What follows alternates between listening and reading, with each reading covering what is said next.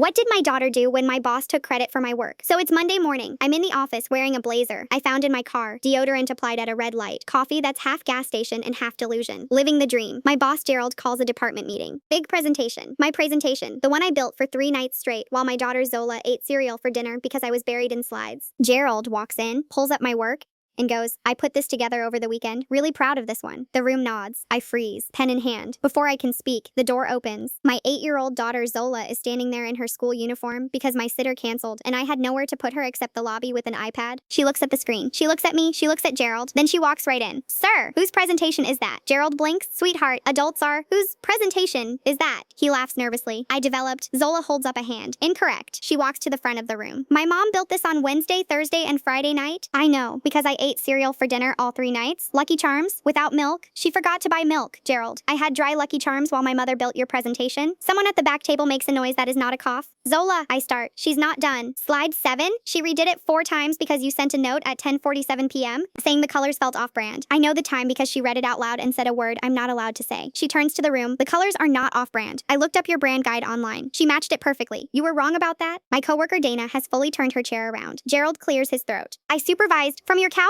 She points at the screen. Slide 9 with the chart. She stayed up until 1 a.m. on that. I fell asleep on the couch next to her. I woke up at 2 a.m. and she was still there. Glasses on. Hair in the thing. She makes a bun gesture. You know the thing? Half the women in the room nod. They know the thing? She has the edit history, Zola adds, very calm. Google Slides tracks every change, who made it, what time, every single one is her name. Would you like me to pull it up? I know her password. Absolute silence. Gerald looks at me. The whole room looks at me. I open my laptop. Pull up the edit history. Turn the screen around slowly. Gerald sits down. Our director, Miss Okafor, looks at the screen, looks at me, and says, let's have the actual author walk us through the work, shall we? Zola nods, picks up her iPad from the table where she'd set it down like she was a board member. Looks at Gerald one more time. Also, you said her color scheme was off-brand. It wasn't. I just wanted to say that again. She walks out. I presented the entire deck. Gerald said nothing for the rest of the meeting. That night, I tucked Zola in and said, baby, you didn't have to do all of that. She shrugged. Mom, he lied in front of people? That's worse than lying alone. At least own your stuff. Where'd you learn that? From you. You own everything. Even things that aren't your fault. Someone had to own the things that are. I had to leave the room before she saw me cry. Next morning, I had a meeting with Miss Okafor. New title, 16% raise. Effective immediately. Zola saw the email and nodded. Good. Now make Gerald apologize for slide 7. In writing. We're working on it. Also, I bought milk. She said that was the least I could do. She's right.